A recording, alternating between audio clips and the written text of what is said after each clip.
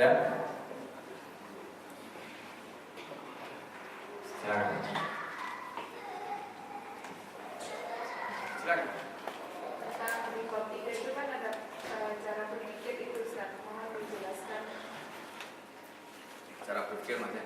Ya kan di situ bagaimana konsep Islam mencontohkan Syekh dan Anabani menjelaskan berpikir itu bukan hanya refleksi sebagaimana orang sosialis menjelaskan bahwasanya hanya refleks dari ketika otak itu sebagai lensa atau apa. Oke. Ya. Jadi ini dibahas oleh Setaki dalam kitab Tafkir secara lebih mendalam ketika beliau menjelaskan tentang akal. Ya. Dan dari situ Setaki sebenarnya boleh kita katakan orang yang pertama kali menemukan akal. Ya. Ya. Orang yang pertama kali menemukan akal. Kenapa saya katakan begitu? Jadi kalau kita lihat ulama-ulama di masa lalu, saya sudah teliti ketika saya menulis tesis tentang kalam dan filsafat. Ya. Kalau kita membaca kitabnya Al-Amidi, Al-Mubayyan, atau kemudian kita membaca buku-buku karya para filsuf di masa lalu tentang akal, tidak ada satupun definisi mereka tentang akal yang bisa memberikan gambaran fakta akal yang sesungguhnya.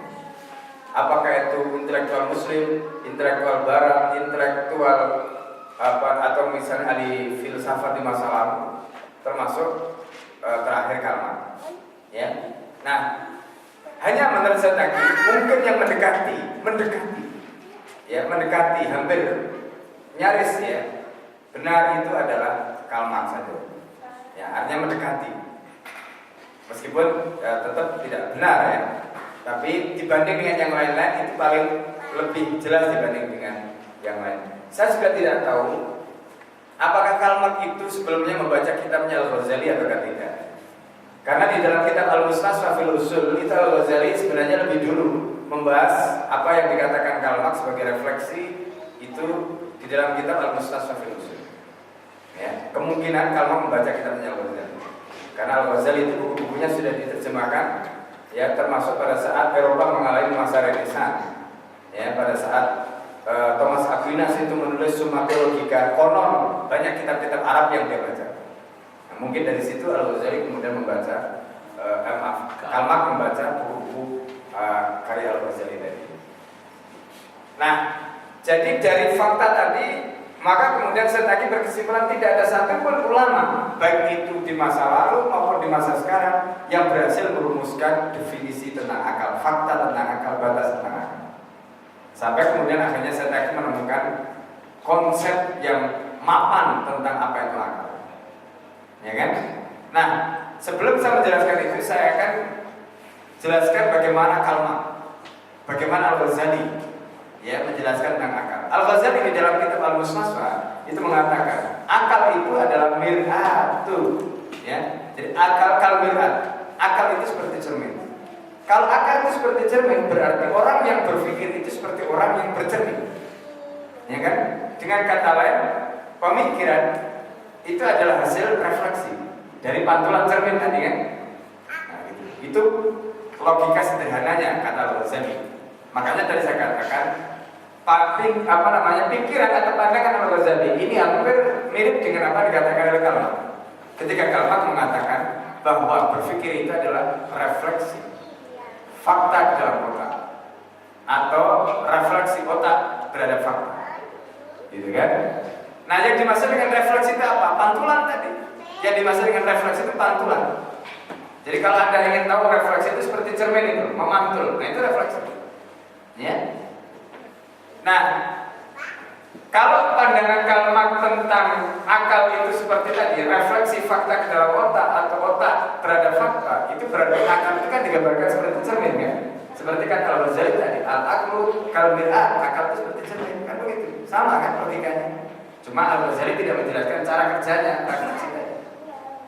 Nah, ini yang dikritik oleh Setaki di dalam kitab Tafkir maupun di dalam kitab Naqdul Istiraq al-Marxi.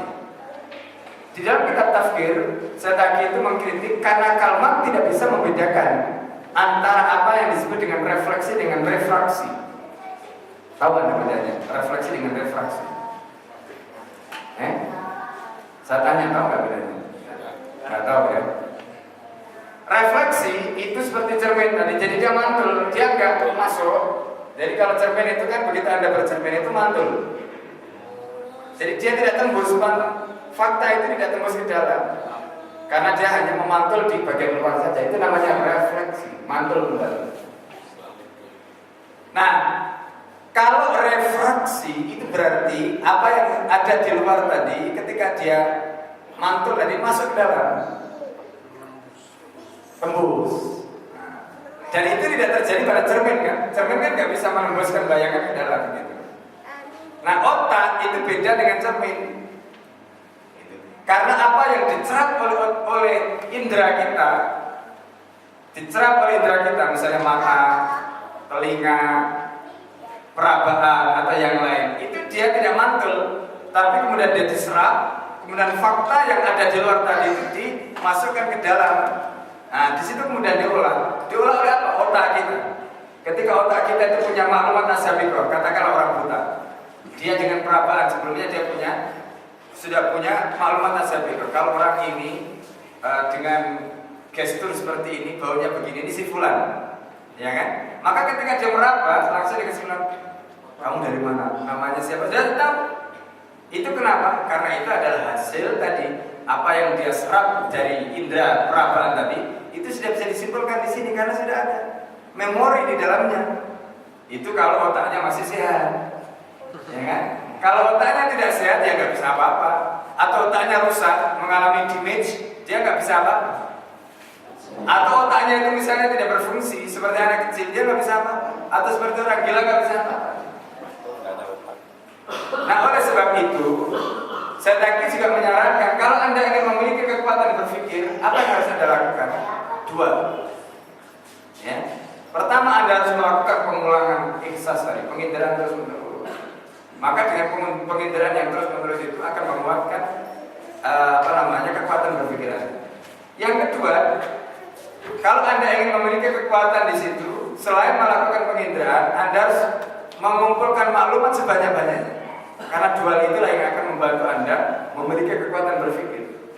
Mungkin Anda termasuk orang yang tulalit, ya kan? Katakan mungkin berpikirnya lemah, tapi karena rajin membaca, rajin mengindra terus, akhirnya berkembang. Ya, sudah tulalit nggak pernah baca, itu masalah. Ya kan? Ada orang-orang yang memang jenisnya dia tidak cerdas, tetapi begitu dia membaca, saya contohkan ya. Ibnu Sina itu konon, atau mungkin ya Ibnu Sina lah ya. Ibnu Sina itu konon dia itu sama membaca filsafatnya Aristoteles tidak paham sampai 100 kali buku baca 100 kali. Ya nggak paham sampai kemudian membaca kitabnya Al-Farabi. Apa yang dia lakukan tadi? Membaca itu apa yang dia lakukan? Itu sebenarnya mengulang penginderaan, mencerna apa yang dia lakukan. Makanya kalau ada halaman juga kan begitu kadang-kadang halaman itu sekali nggak paham, dua kali nggak paham, tiga kali nggak paham banget. Berarti ada something wrong ya. Apakah mungkin otaknya yang tadi damage atau mungkin musuhnya yang salah? Sampai deteksi saja. Jadi nggak masuk ya, nggak masuk. Nah ini alhamdulillah. Ya, alhamdulillah. Nah, tetapi kalau saya cerita, ya, jadi ada faktor. Kalau Imam Syafi'i itu memberikan gambaran begini. Jadi orang itu, kalau dia itu ingin mendapatkan ilmu, ya. Kalau tadi kan saya mengatakan ada dua hal itu ya. Kalau kita ingin kuat berpikirnya, maka dua hal itu harus kita lakukan. Melakukan penginderaan sesering mungkin sebanyak-banyaknya, berulang terus. Kemudian yang kedua, maklumat nasabiqahnya dikuatkan. Terus banyak membaca, banyak menginput di maklumat. Nah, kalau Imam Syafi'i itu mengatakan ilmu itu seperti nur, ya kan? Al ilmu nurun. Ilmu itu cahaya. Cahaya itu akan bisa redup. Dengan apa cahaya itu redup? Di mana letak cahaya itu? Imam Syafi'i mengatakan cahaya itu ada di dalam hatimu. Dan cahaya itu akan redup kalau hatimu dipenuhi dengan maksiat. Makanya Imam Syafi'i mengatakan syakautu ila waqin su'afifti wa arsyadani ila tarkil ma'asi. Ya, aku mengadu kepada Waqi. Waqi itu gurunya. Ansu'i hifdi tentang gurunya hafalanku. Fa arsyadani maka Imam Waqi memberikan nasihat kepadaku ila tarkil ma'asi agar aku meninggalkan maksiat. Ya, supaya hafalannya kuat. Karena apa? Ilmu itu nur, cahaya. Dan cahaya itu akan redup kalau ditutup dengan kemaksiatan. Nah, itu kalau menurut Imam Syafi'i. Dan ala kulli hal memang bisa saja. Bagaimana logikanya? Ya, itu ada penelitian. Jadi ternyata gambar porno itu jauh lebih merusak. Membuat otak itu mengalami damage dan dia merusak. Jauh lebih dasar bahkan ketimbang minuman keras. Karena apa? Bayangan tentang itu begitu kuat melekat di dalam otak dia sehingga hafalan atau mungkin maklumat yang susah mental semua kan? Mental semua. Itu ada penelitiannya. Nah ini jadi al-ilmu nur. Ya kan? Syakautu ila waqin su'afifti wa arsyadani ila tarkil ma'asi. Nah, jadi karena itu ketika Kalmak menyimpulkan seperti tadi, Al-Ghazali berkesimpulan begitu jelas keliru. Karena tidak bisa membedakan antara fakta refleksi dengan refraksi. Yang terjadi pada otak manusia, cara berpikir manusia itu sebenarnya adalah refraksi, bukan refleksi. Jadi kalau refraksi berarti apa yang ditangkap oleh indera itu dimasukkan di dalam otak, kemudian apa yang ada di dalam otak tadi itu diproses dengan maklumat asabik kemudian disimpulkan. Itulah makanya kemudian lahir kesimpulan.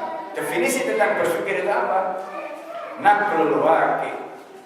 Ya, biwasitatil khawasi ila dimag ma'a ma'lumatin as-sabiqatu tufassiru bihadzal waqi. Itu definisinya. Mentransformasikan fakta melalui penginderaan ke dalam otak ma'al maklumat as-sabiqah dengan informasi awal tufassiru bihadzal waqi. Fakta kemudian ditafsirkan, disimpulkan, dihukumi. Jadi disitulah, ya, gitu ya. Nah, dari definisi akal itu kemudian melahirkan metode berpikir. Maka kemudian ada yang disebut dengan tariq akliyah dan ada tariq ilmiah. Itu dari situ awalnya. Dan ini sekaligus kemudian mengkritik apa yang dikatakan oleh para intelektual yang lain bahwa metode berpikir yang akurat tidak metode ilmiah, bukan metode akal. Tetap metode akal. Dan dari situlah kemudian kita nanti juga akan membangun akidah dengan metode akliyah. Dan dari definisi akal yang sama, saya tadi juga mengkritik alih-alih kenapa mereka bisa sampai jauh seperti itu? Karena batasan akal bagi mereka tidak jelas. Jadi luar biasa saya tadi. Kuncinya itu di akal itu. Jadi akal itu bisa kemana-mana. Jadi menjelaskan tentang tadi itu bagaimana fungsi akal dalam konteks akidah itu begitu. Termasuk tadi dalam kaitannya dengan bagaimana kritik beliau terhadap Kalmak. Jadi luar biasa. Itulah yang saya tadi. Bisa lihat. Silakan. Dalam membangun kiadat fikih tadi bahwa kiadat fikih ini akan dipakai atau digunakan oleh umat Islam untuk membangun peradaban dan memimpin umat lain, umat Islam dan umat non-Islam. Nah, sementara pada keyakinan yang dimiliki oleh orang-orang non-Muslim itu adalah keyakinan bukan pada akidah Islam. Jadi kaidah berpikirnya pun tidak berpikir kaidah berpikir Islam. Nah, bagaimana membangun kaidah berpikir ini bisa diterima oleh Muslim dan mereka mau diatur oleh Islam dengan kaidah berpikirnya secara Islam. Yang pertama itu yang kedua, kalau perbandingan tadi antara ketiga agama tadi bahwa Islam, Yahudi dan Nasrani itu hanya Islam yang punya ideologi. Lalu negara Israel yang dibentuk oleh yang sudah yang ada ini, apakah ini sebagai entitas sebuah agama Yahudi kemudian membentuk sebuah negara Israel? Mohon penjelasannya. Bagi orang kafir itu sederhana cara berpikirnya. Jadi meskipun dia tidak meyakini Islam, tidak meyakini akidah Islam, tapi kalau dia melihat Islam itu terbukti bisa mensejahterakan, kalau Islam itu terbukti membawa kemakmuran, kalau Islam itu terbukti membawa kebaikan, mereka akan pindah ke berbondong-bondong. Ya, karena bagi mereka itu ya adalah masalah. Bagi mereka itu adalah practically tadi, yang praktis saja lah bagi mereka. Ya, mereka itu mau ideologi apa terserah. Karena itu sebenarnya persoalan sekarang dihadapi oleh umat Islam. Ketika kita berdakwah kepada orang Muslim, itu adalah pembuktian. Jadi kalau kita sudah berhasil membangun sebuah negara dan kemudian negara itu jelas-jelas lebih baik daripada apa yang sekarang mereka bangun, dengan sendirinya mereka akan itu. Oke lah, misalnya sekarang kalau kita lihat bagaimana Australia punya kerapian dalam hal administrasi ya, yang tadi pagi saya sebutkan ada Qawanin Ijroiyah. Ya, jadi undang-undang terkait dengan administrasi. Contoh misalnya ketika kita naik mobil di jalan raya kan rapi, teratur, macam-macam seperti itu. Itu Qawanin Ijroiyah. Barangkali mereka dalam aspek itu oke lah, tapi itu tidak ada hubungannya dengan hukum syara. Itu tidak ada hubungannya dengan katakanlah sistem, karena ini hanya masalah administrasi pengaturan. Nah, sementara ideologinya, artinya ideologi yang menghasilkan cara pandang mereka seperti misalnya kumpul kebo, ya kan, hidup nggak menikah, gay macam-macam, itu kan cara pandang mereka, peradaban mereka, ya kan. Pertanyaannya kemudian apakah mereka hidup dengan cara seperti itu menjadi tenang hati mereka? Saya yakin tidak. Karena itu yang dibutuhkan umat Islam sekarang. Kalau umat Islam itu nanti membangun sebuah negara dan mereka punya negara, katakanlah misalnya tata administrasinya diadopsi dari negara barat, kan gak ada masalah. Kalau itu memang bagus, boleh saja. Ya kan, tata administrasi itu ya, boleh. Tapi pada saat yang sama, way of life-nya, cara pandangnya, kebahagiaannya dihadirkan begitu rupa secara simultan dalam kehidupan mereka, pasti mereka akan pindah berbondong-bondong. Di satu sisi mereka menyaksikan apa yang menjadi kebaikan di tempat mereka itu ada di negara Islam atau negara khilafah tadi, pada saat yang sama kemudian mereka menyaksikan di dalam Islam ada kedamaian, ada ketentraman, ya kan, ada kemakmuran. Itu mereka tidak dibebani dengan teks yang membuat mereka tercekik, tapi kemudian mereka bisa mendapatkan jaminan yang begitu luar biasa, ya kan. Kalau mereka ingin sekolah gratis, khilafah bisa menyediakan. Mereka ingin mendapatkan kamar gratis, khilafah bisa menyediakan. Mereka ingin mendapatkan katakanlah jaminan ya terkait dengan pendidikan misalnya, juga disediakan. Belum lagi pekerjaan, dibantu macam-macam, dibantu sedemikian rupa. Sudah begitu tidak ada teks untuk mereka. Siapa yang tidak akan tergiur hidup dalam sistem seperti itu? Belum lagi gajinya juga tinggi, ya kan? Jadi Anda bayangkan pada zaman khilafah, ketika Umar bin Khattab radhiyallahu anhu menjadi khalifah, itu santunan yang diberikan kepada keluarga Nabi itu masing-masing orang bisa sampai 5.000 dinar. 5.000 dinar itu kalau 1 dinar itu adalah 4, sekian gram, kalikan saja, ya kan?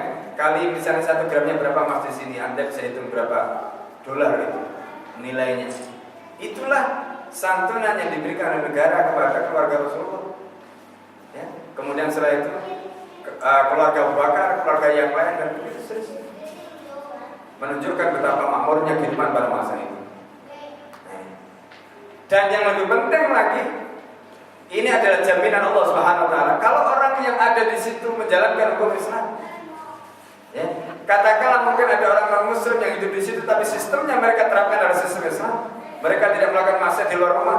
Kalau mereka maksiat di dalam rumah, maka Allah akan menurunkan berkah di mana-mana. Ya kan? Dari langit dan bumi diturunkan semua oleh Allah Subhanahu wa taala kepada mereka. Hidupnya orang-orang Islam yang hidup di situ dipenuhi dengan keberkatan, kemudian mereka juga bisa hidup dengan mendapatkan ridha Allah, bukan hanya kemakmuran, tapi juga ridha Allah. maka fid dunya hasanah fil akhirati hasanah, itu terwujud di sini. Jadi kalau orang ini berdoa Rabbana atina fid dunya hasanah fil akhirati hasanah, tapi dia masih bergelimang dalam sistem seperti sekarang, ya itu tidak hasanah dan di akhirat juga belum tentu hasanah. Ya.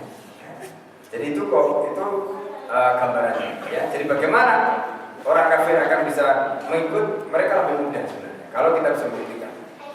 Dan itu sudah dibuktikan oleh Nabi. Ya, itu sudah dibuktikan oleh Rasulullah SAW pada saat melakukan penaklukan orang kafir kemudian berbondong-bondong masuk Islam. Ya, tidak ja'a Rasulullah wal fath wa ra'atan nas yadkhuluna fi dinillahi afwan. Karena itu nanti kalau khilafah berdiri sebenarnya gampang. Ya. Apakah itu nanti Singapura atau Australia atau mungkin yang mana, itu sebenarnya gampang. Jadi masalahnya sekarang khilafah itu belum berdiri, jadi tidak ada yang bisa dibuktikan sekarang. Kita itu hanya bicara soal teori, soal konsep. Orang makanya dengan mudah dia mengatakan mana sekarang buktinya. Anda kan baru membangun mimpi ya, justru kita harus punya mimpi dulu. Ya kan?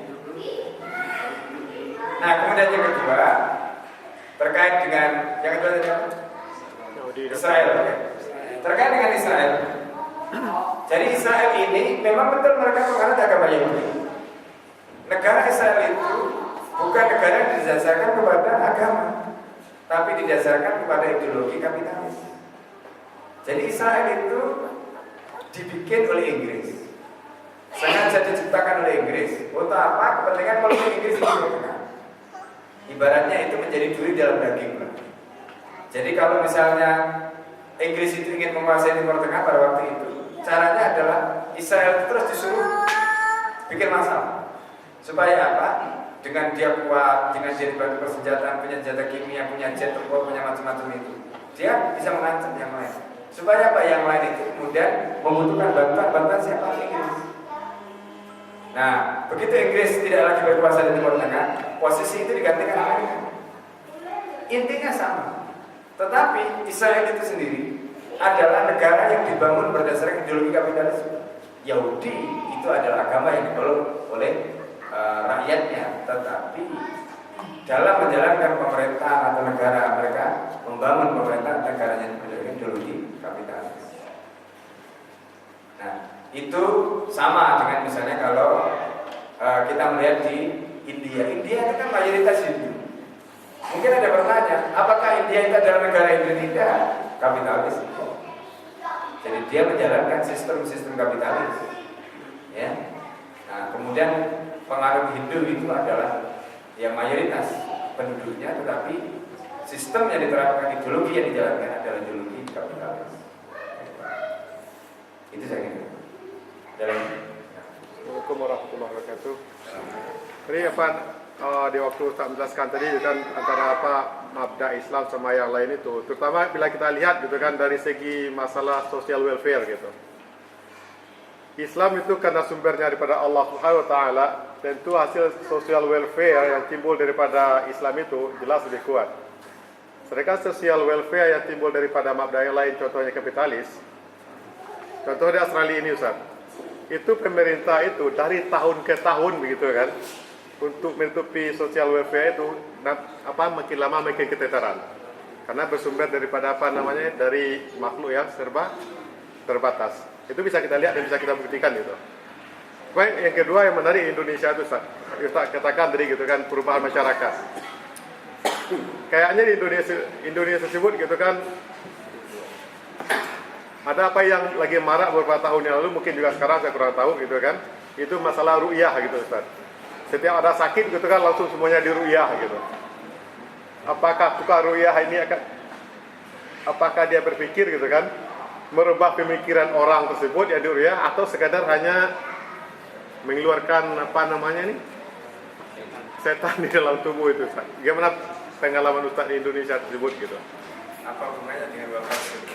Apa? Hubungannya dengan Walverse tadi?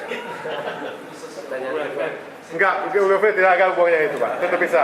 Enggak, ini masalah apa berubah masyarakat. Itu tetap bisa. Karena dua.